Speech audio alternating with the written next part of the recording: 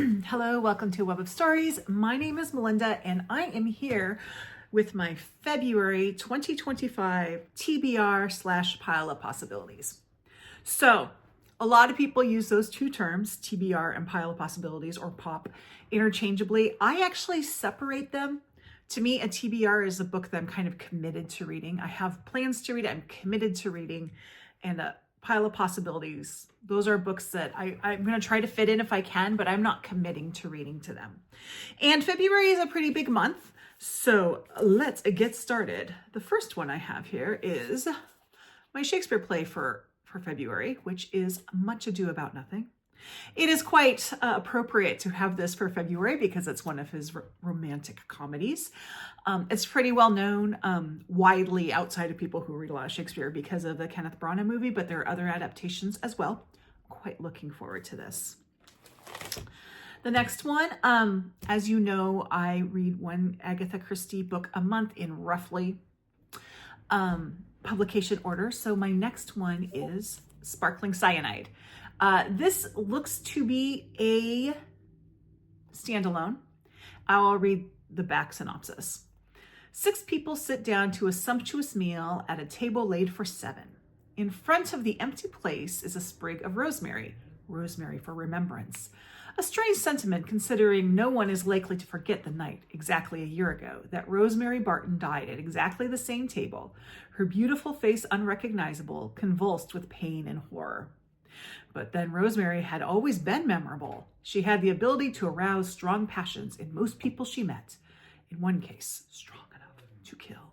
So that is Sparkling Cyanide.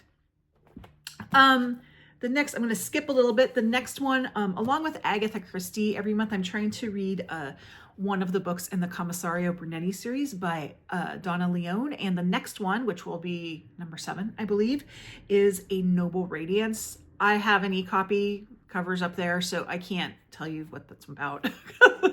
But that's what it is. I probably could look it up, but yeah, I know just don't want to read the synopsis off. But that's the next one I'm going to be reading.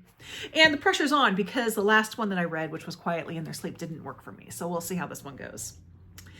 And then I have some sort of read-along and event books. A project that I have going this year is Ketchup or Classics Ketchup, where I have identified 6 classics I feel like I should have read by now, but have not. And I'm giving 2 months for each. I mean, not that I'm going to be reading them over 2 months, but the sort of window to read them is 2 months. And the first one is Passing by Nella Larson. And I intentionally waited until February because this was the February book. I intentionally waited until February because it was Black History Month. And this, of course, is the story of 2 sisters who are light-skinned and one chooses to pass as white. I believe it's pretty short. I've heard great things about it, so I'm looking forward to reading it. And if you'd like to join me in that, on my Discord, there is a thread for it. And then, let's see. Well, this one is doing kind of double duty. This is, well, actually triple duty. This is from my 2025 self-destruct list. It's a book club. It's for my Marginals and Margaritas book club, and it's a buddy read. I'm buddy reading this with Mariandrea, who's also in my book club, so it makes sense. We both have to read it anyway. And that is The Girl with the Louding Voice by Abby Daré. I have not read it. I have heard so many people rave about it. So I'm looking forward to it. What I may do is I may get the audiobook to listen to while I read at least the first part of it. I have heard that some of the dialect can be hard to follow, so I'm gonna give that a try, I think, at least to get this book started. Aduni is a 14-year-old Nigerian girl who knows what she wants, an education. The only daughter of a broke father, she is a valuable commodity. Removed from school and sold as the 3rd wife to an old man, Aduni finds that her life amounts to this: 4 goats, 2 bags of rice, some chickens, and a new TV. When unspeakable tragedy swiftly strikes in her new home, she is secretly sold as a domestic servant to a household in the wealthy enclaves of Lagos, where no one will talk about the strange disappearance of her predecessor, Rebecca. No one but Aduni. So that is this one. Another buddy read that I have going and is also on my self-destruct list is, and I'm reading this with Priscilla at Evening Reader, An American Marriage by Tayari Jones. Priscilla, I need to touch base with you about when in February. If we can do it in the latter part, that would be great. So this is another one that I've heard great things about. Newlyweds Celestial and Roy are the embodiment of both the American dream and the New South. He is a young business executive, and she is an artist on the brink of an exciting career. But as they settle into the routine of their life together, they are suddenly ripped apart by circumstances neither could have imagined. When visiting Roy's parents in their small Louisiana town, Roy is arrested and sentenced to 12 years in prison for a crime Celestial knows he didn't commit. So that's An American Marriage by Tayari Jones. Now, I'm also participating in some booktube reading clubs, and I will actually link the announcement videos for those down below. The first one is Mariandria at Boca Boca Dios, and reading Latinx authors. And this month they're reading Olga Dies Dreaming by Xóchitl Gonzalez, which I have already read. I'm not going to reread it, but instead, in the place of that one, I'm going to read her new book, Anita de Monte Laughs Last. I've heard great things about this one, and it is a Book of the Month club that will count towards the challenge, which will count towards my goal. So that is a good thing. 1985, Anita de Monte, a rising star in the art world, is found dead in New York City. Her tragic death is the talk of the town, until it isn't. By 1998, Anita's name has been all but forgotten, and certainly by the time Raquel, a third-year art history student, is preparing her final thesis. On College Hill, surrounded by privileged students whose futures are already paved for them, Raquel feels like an outsider. Students of color, like her, are the minority here, and the pressure to work twice as hard for the same opportunities is no secret. And it goes on. I'm not going to read more than that, but that is Anita Del Monte Laughs Last. Okay, the other one is Endless Drama, which is hosted by Angelia, and she plays a month. I'm only committing to the first one, and that is Raisin in the Sun by Lorraine Hansberry. I've never read it. I've heard of it, but I don't even know what the story of it is. So I am looking forward to that. I'm going to get it from the library, which is why I don't have it here. Let's see, I already did that one. Okay. And then for my library book club, you're going to have to bear with me because I'm not sure how to pronounce this name, but we're doing Stolen by Ann-Helén Laestadius. This is set among the Sami people in northern Sweden, and it deals with reindeer killing, I guess. This is one I've actually been looking forward to read. It's been on the list for my marginalized authors book club for a long time. It just hasn't been chosen. And I do know there's a Netflix adaptation about it, which I haven't seen, but I may watch after reading this. My library book club has recently, for at least the time being, has gone from every month to every other month because of staffing issues at the library. Hopefully after June, we will go back to every month again. But so I was planning, this was originally scheduled for February, but now we're reading it for March, but it's like March 1st that we're having the book club. So I have to read it in February. And then, I have another buddy read. Actually, let me go to this other one I'm going to have. This one, I have never read Toni Morrison before. And on one of my challenges, the one that I created, I'm supposed to read a book from the year I was born. So I am going to be reading Sula by Toni Morrison. You can do the math on how old I am. I'm getting this from the library, hence I don't have a copy of it. And I have, as I said, never read Toni Morrison before. I don't know if this is a good place to start or not, but it's where I'm going to start. We're going to see how it goes. And I did want to read her this month because of African American Heritage Month. So a lot of these books, more that you will see, are by African American authors. And then finally, a little story about this one. I've told this story before, but if you haven't heard it, every Christmas time I participate in a YOLO Book exchange among lots of people. We don't know each other. It's just a gift exchange like that, but you use the Elfster app, and on it you put a wish list of books that you want. And the person that I was assigned to this year had 2 books on her wish list. So I had plans to get her both books. And Bookish Best Friend and I had gone down to downtown Portland. I will link a little vlog I did of it, to visit a new bookstore down there called Grand Gesture Books, which is a Black-owned independent bookstore that is for romance novels.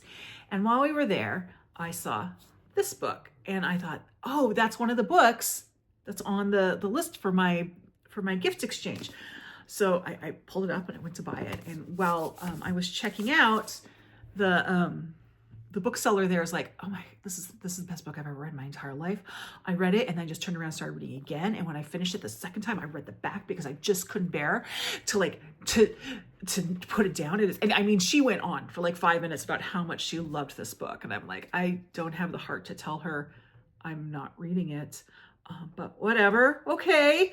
And so I bought it and I stepped away from the counter to pull up my so Bookish Best Friend could pay for her books, and to pull up the Elfster app to mark down that I had purchased this. And it was the wrong book. And I had a choice in that moment. I could turn around and return this book, in which case I am convinced, utterly convinced, that young bookseller would have had a nervous breakdown. She would not have been able to handle it. Or I could just suck it up and keep the book, which obviously I chose the latter. And I told this to Bookish Best Friend as we were walking out, and she laughed and laughed and laughed at me. She thought that was so funny. Well, guess who told me she bought the book and now she wants to buddy read? So I'm buddy reading this with Bookish Best Friend, and I'm not going to let her forget that she laughed at me. I'm a little nervous. I have heard mixed things about this book. So, it's a time travel with a romance element. I'm not going to go and read the whole thing on this one. But yeah, I've heard mixed things. I'm a little nervous, but I am glad I'm doing it as a buddy read, and I will, of course, rib Bookish Best Friend about it. So that is my TBR. These are the books that I am committed to reading. And I do have a couple books on my piles of possibilities. I tried to keep it kind of short because I'm already pretty full for this month. The first one is Death in a Darkening Mist by Iona Whishaw. This is the second book in the Lane Winslow series that I read the first book of in January. And I really enjoyed it. I'm getting it from the library. So yeah, I'm just going to keep reading in the series. It is Bookish Best Friend. As I say, she has gone cuckoo for Cocoa Puffs over this. So I kind of, she convinced me to try it, but she gets very excited when I read one of the books. So that's one.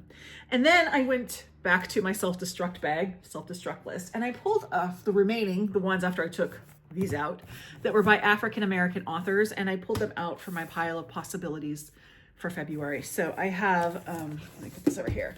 I have Remembrance by Rita Woods.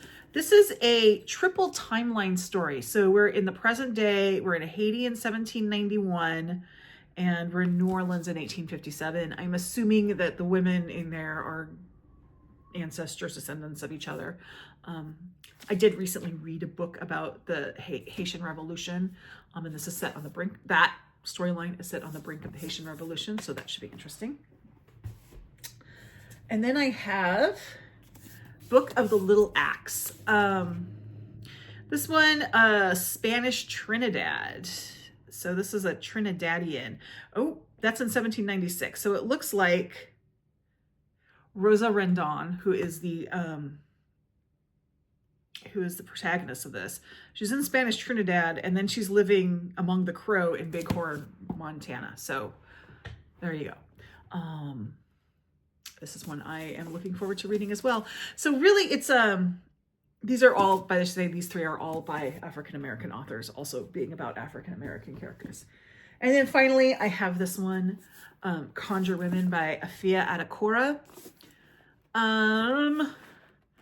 This is a sweeping story that brings the world of the Civil War the world of the South before and after the Civil War vividly to life, and explores generations of three women. So there you go. All historical fiction, all about African Americans and by African Americans. And then, if you've seen this before, you know that I do have a TBR game, and it is a very simple game. I have 3 dice, blue, green, and red. And I also have a diagram of my TBR bookshelves, and I roll the dice, and then the colors coordinate and tells me where to go, right? I am not going to do that live on here. I usually do. I'm not this time, mostly because my knee still hurts, and my bookshelves are upstairs, and I had to go upstairs anyway for the Ministry of Time. So I did the little roll before I started filming. So the book that came up was Bad Cree by Jessica Johns. This is going on my priority TBR shelf. I will be honest, it's probably going to sit there until October. I had been planning to read this in October for spooky season anyway, but that's fine. It can stay there. This book, Jessica Johns, is an Indigenous writer from Canada. This is actually a copy that Bookish Best Friend bought in Canada when she was there. She's Canadian, and she gave it to me when she was done. And she had great things to say about it. So I'm definitely looking forward to reading it. But as I said, even though I pulled it this time, it's going to go on the priority TBR shelf until October. So you'll see it again when I do my October TBR. So that is my February TBR for 2025. Please let me know if you have any books that you are interested in reading that month. If you have any thoughts on any of the books that I mentioned here, I would love to hear them. But yeah, there you go. Thank you very much for watching. Like, subscribe, join my Discord, and I'll see you in the next video. Bye-bye.